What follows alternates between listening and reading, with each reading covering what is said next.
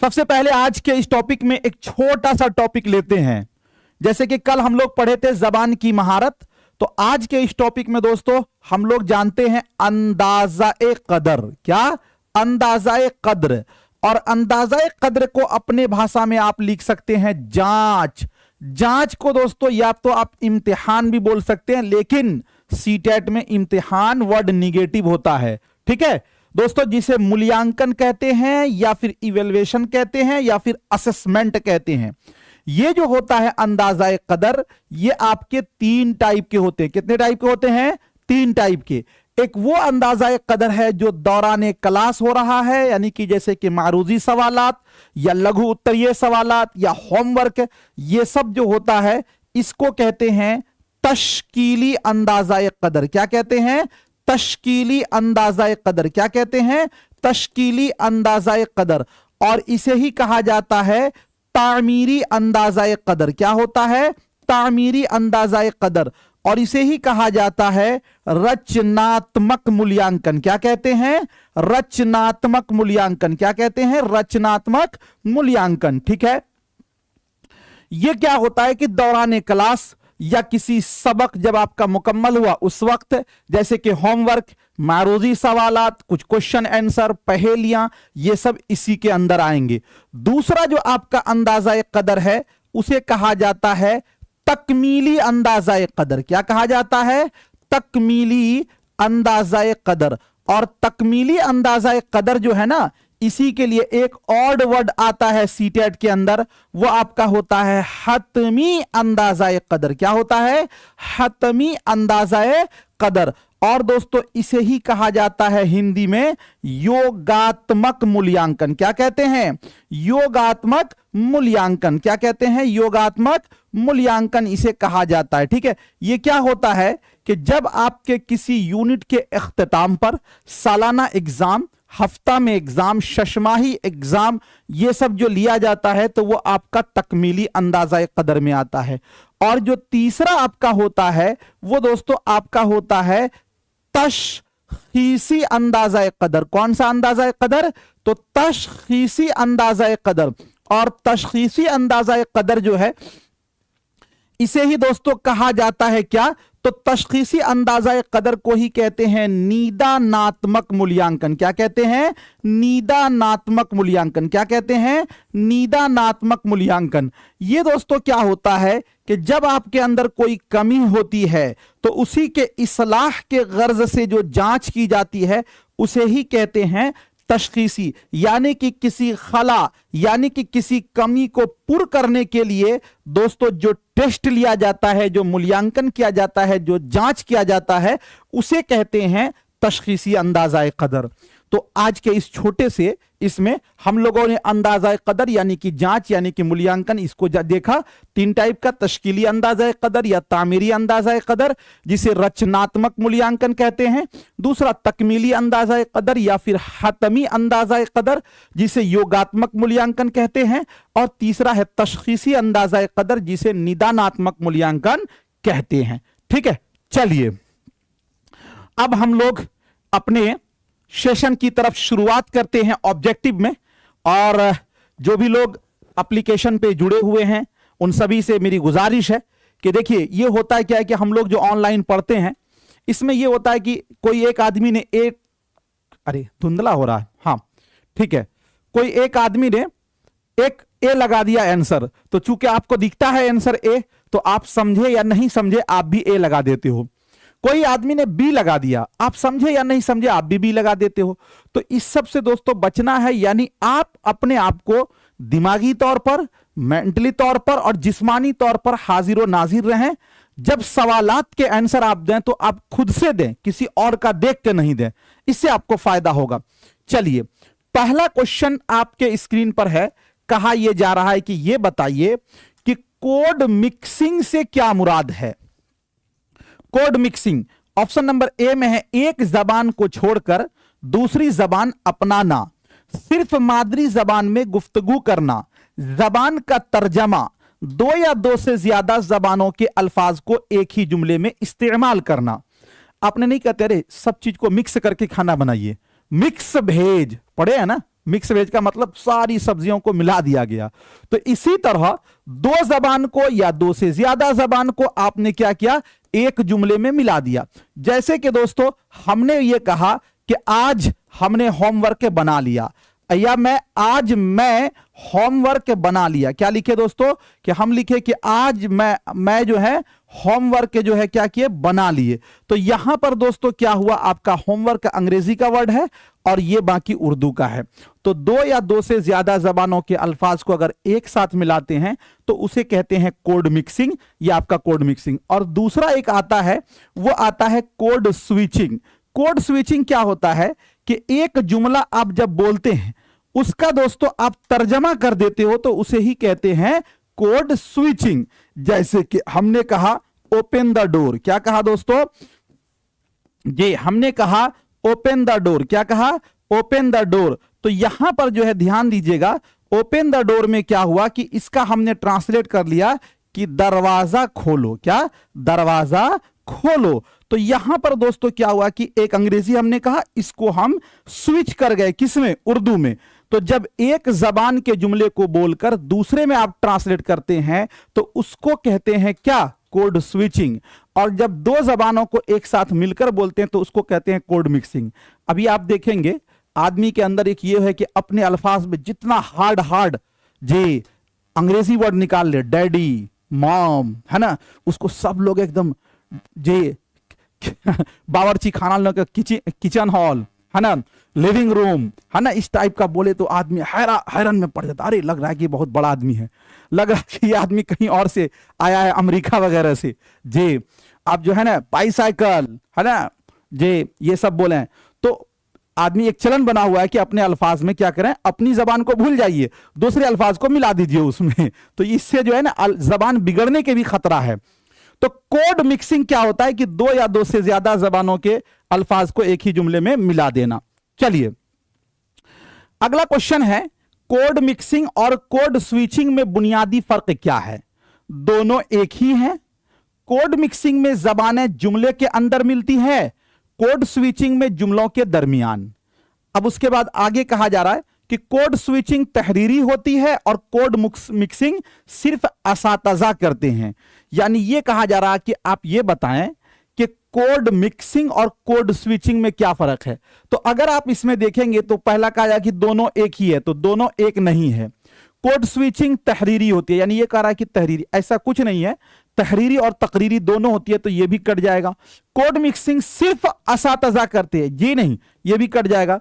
Code mixing में जबानें जुमले के अंदर मिलती है, जैसे कि हमने कहा कि दरवाजा खोलिए, और जैसे हमने कहा कि दोस्तों आज हमने होमवर्क बना लिया, तो इसमें जुमले के अंदर मिला। कोड स्विचिंग में जुमलों के दरमियान, यानी यह कहा जा रहा है कि जुमले के बाद कोड स्विचिंग में होता है। तो यह आपका ऑप्शन नंबर बी वाला क्या हो जाएगा, बिल्कुल राइट और सही हो जाएगा। अगला क्वेश्चन, दर्जे झैल में कौन सी मिसाल इसका फोल्डिंग की है। उस्ताद पूरा जवाब खुद बता दे। बच्चे को सजा देना, सजा देना, यह सजा जीम से लिख दिया गया है, सजा देना। जे उस्ताद इशारों और सवालात के जरिए बच्चे की रहनुमाई करे, बच्चे से रट्टा लगवाना। देखिए सबसे पहले आप यह समझिए कि इसका फोल्डिंग क्या होता है। इसका फोल्डिंग जो है यह दोस्तों एक अस्थाई, यानी कि यह एक आरजी क्या होती है, मदद होती है। ठीक है, अच्छा, ये आरजी जो मदद होती है, जो दोस्तों मदद करता है उसे कहा जाता है MKO, यानी कि मोर नॉलेजेबल अदर, यानी दूसरे से ज्यादा जानने वाला शख्स। इसका फोल्डिंग क्या होता है कि जैसे आप कुछ सीखते हैं तो आपकी कोई हेल्प करता है। जैसे अभी आप उर्दू पेडागोजी सीख रहे हैं तो मैं हेल्प कर रहा हूं आपकी, तो ये हमारा क्या, इसका फोल्डिंग है, यानी हम क्या हो गए, आपको मदद करने वाले हो गए।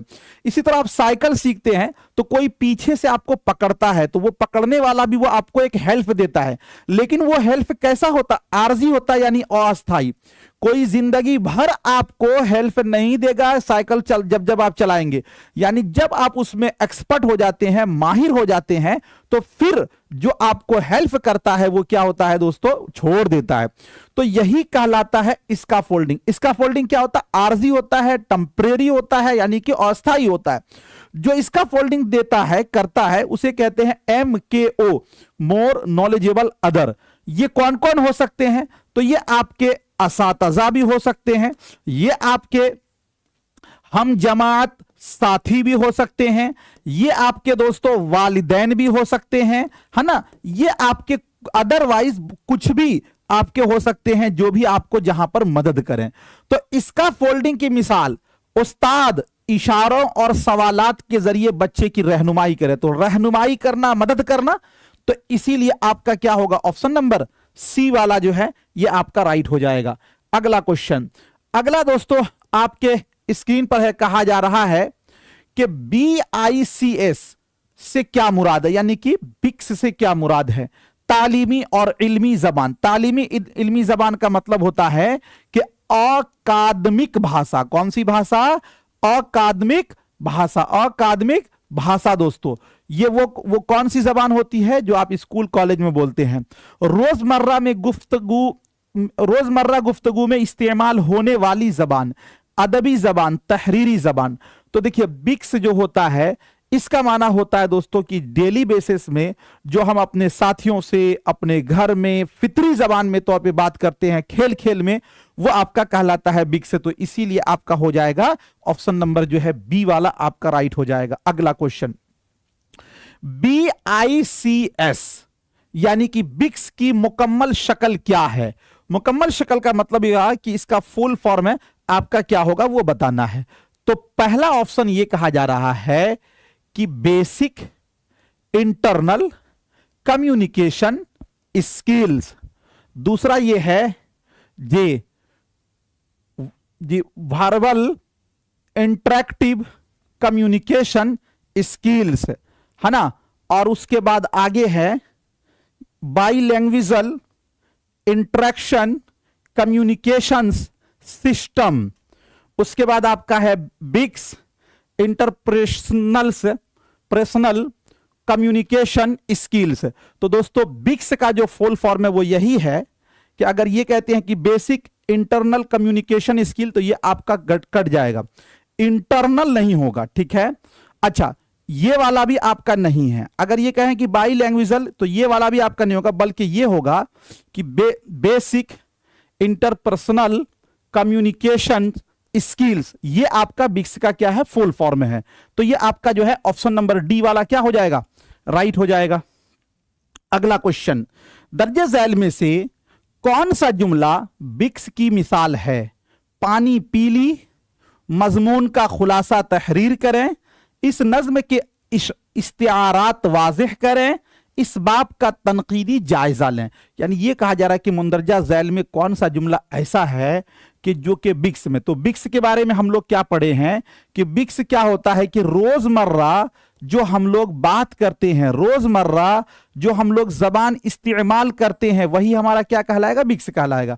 अगर हम कहते हैं कि मजमून का खुलासा तहरीर करिए, तो ये हमारा क्या होगा दोस्तों? ये आपका अकादमिक लैंग्वेज हो जाएगा, तो ये वाला नहीं होगा।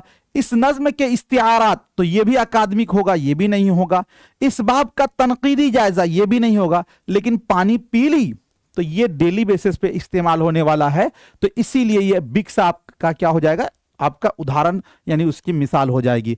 अगला क्वेश्चन, अगला है आपके स्क्रीन पर 7 नंबर में कहा जा रहा है कि दर्जे झैल में जे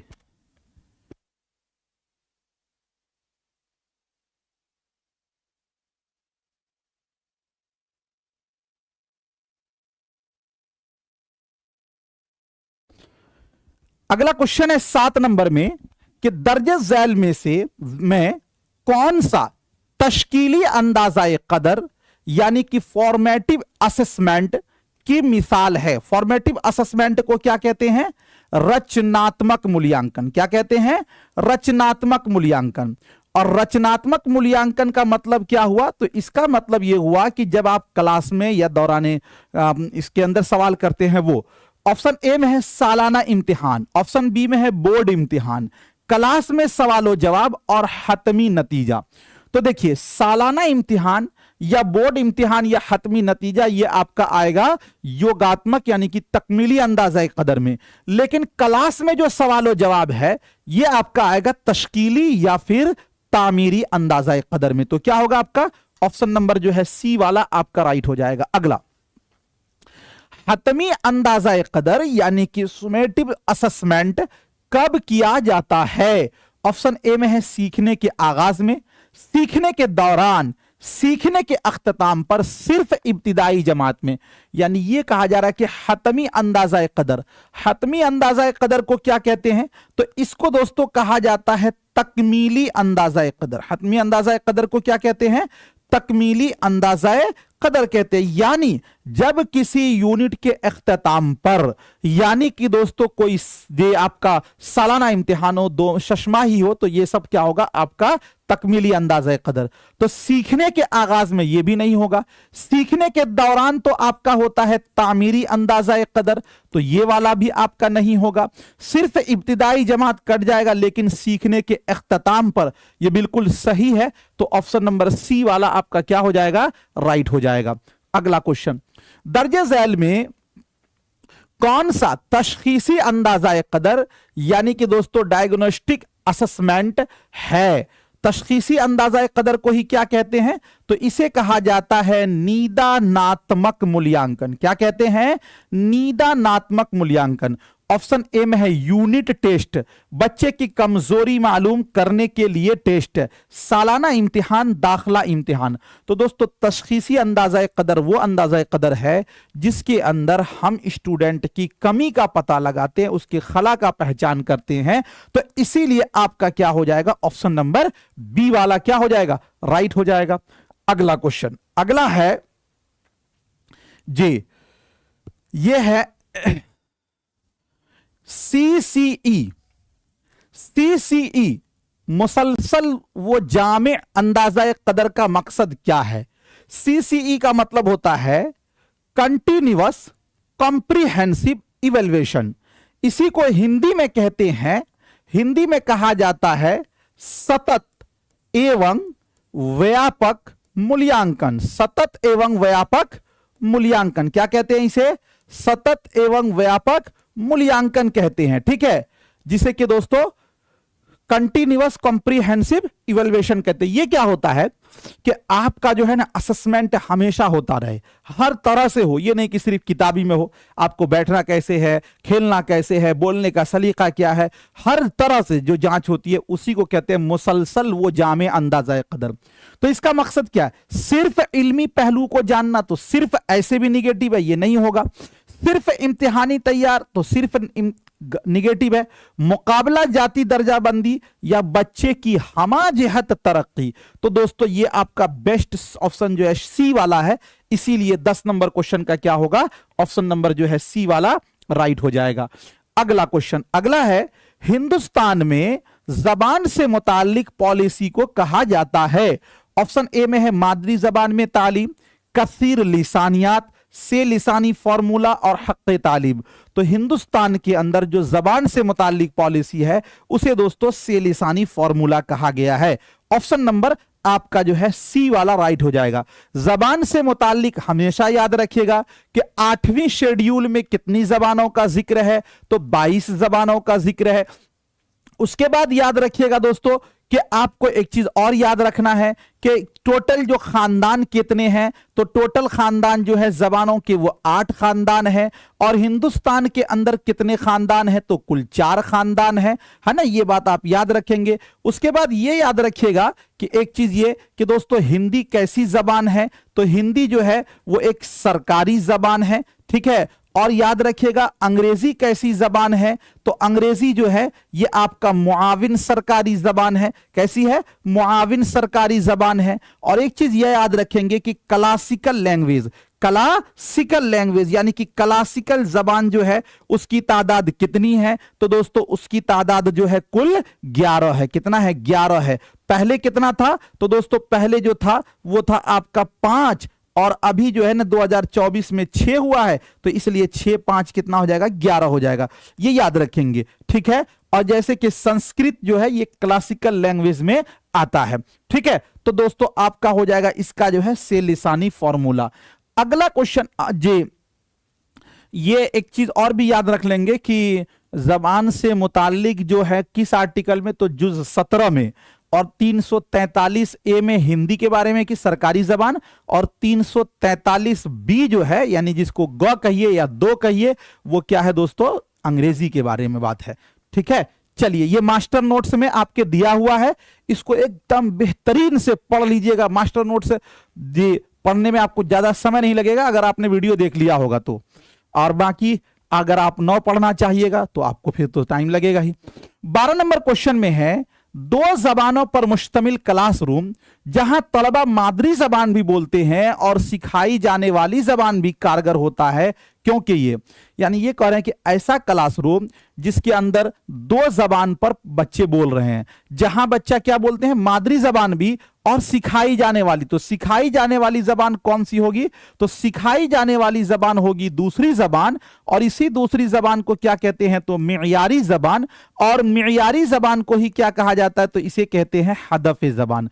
तो कहा जा रहा है कि दो जबानों पर मुश्तमिल क्लासरूम जहां तलबा मादरी जबान और सिखाई जाने वाली जबान भी कारगर होती है, क्यों, तो ऑप्शन ए में है, अलहदा प्रोजेक्ट का काम अंजाम देने का मौका देता है, यानी अलग अलग काम करने का मौका देता तो गलत हो जाएगा। हर जबान से मुतालिक ज्यादा से ज्यादा सरगर्मियां अंजाम देने का जवाज फराहम करता है, यानी ये कह रहे हैं कि दो जबान में जब सिखाया जाएगा तो हर जबान में ज्यादा से ज्यादा सरगर्मियां अंजाम देने का आपको मौका मिलेगा। सिखाई जाने वाली जबान बोलने वाले तलबा को कोई और जबान सीखने पर आमादा करता है। हर जबान से मुताल्लिक ज्यादा से ज्यादा सरगर्मियां अंजाम देने का जवाज फराहम करता है। तो चूंकि बी और सी डी जो है एक ही है, इसका जो है दोस्तों क्या हो जाएगा आपका, बी और डी एक ही, इसका जो है ऑप्शन डाला चला गया, बी और डी आपका क्या है एक ही है, लेकिन इसका क्या होगा कि सिखाई जाने वाली जबान बोलने वाले तलबा को कोई और जबान सीखने पर आमादा करता है। ये जो सी वाला जो है ये आपका बिल्कुल राइट हो जाएगा और सही हो जाएगा। ठीक है, चलिए अगला क्वेश्चन आपके स्क्रीन पर है। कहा जा रहा है कि इब्तिदाई मराहिल में बच्चा पे और से में फर्क नहीं कर पाता, इसकी मदद का बेहतरीन तरीका है उसके वालिदैन को बुलाकर शिकायत करना, तख्ते सियाह पर लिखी हुई हिदायत पर अमल करने के लिए कहना, दोनों हुरूफ का एक साथ मश्क तैयार करना और उलझन दूर करने के लिए बार बार उसकी मश्क करना और तवज्जो न देने के लिए डांटना। दोस्तों क्या कहा जा रहा है कि एक स्टूडेंट है जिसको क्या हो रहा है कि पे और से में फर्क पता ही नहीं चलता है। पे और से में यहां भी हो सकता है, या फिर उसको सीन और शीन में फर्क पता नहीं चलता होगा, स्वाद और जाद में फर्क पता नहीं चलता होगा, तो और जो में फर्क पता नहीं चलता होगा, ऐसा हो सकता है। तो वालिदैन को बुलाकर शिकायत नहीं करनी है, ये तो आपका गलत हो जाएगा। तख्ते सियाह पर लिखी हुई हिदायत पर अमल करने, यानी जो लिखा हुआ उस पर अमल करना, यह भी दोस्तों आपका गलत हो जाएगा। दोनों हुरूफ का एक साथ मश्क तैयार करना, चूंकि इसमें गलती हो रही है तो इसीलिए दोनों को एक साथ मश्क तैयार करेंगे और उससे बच्चे का दोस्तों जो उलझन है वो दूर हो जाएगा, बार बार प्रैक्टिस हो जाएगा। अच्छा ये बताइए कि ब्लर हो रहा है क्या आप लोगों का, ब्लर हो रहा है क्या?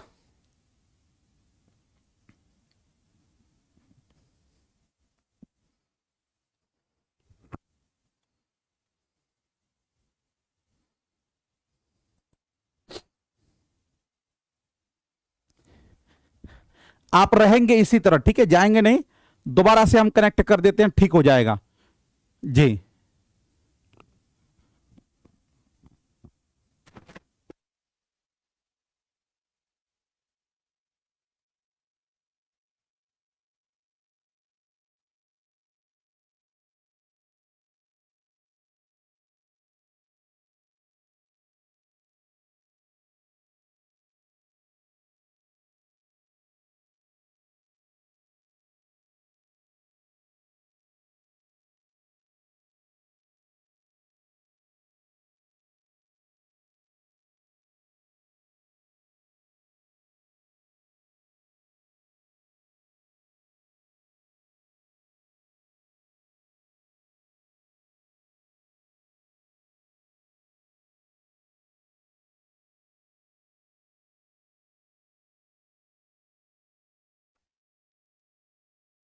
जी अब ठीक है,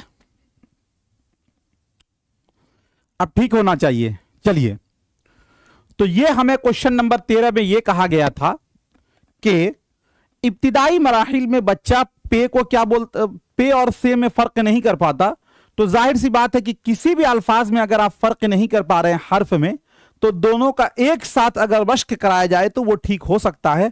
तो इसीलिए आपका जो है ऑप्शन नंबर सी वाला राइट हो जाएगा। अगला क्वेश्चन, तलबा में रटने की आदत होने की वजह से उनकी तरक्की में क्या रुकावट पैदा होती है?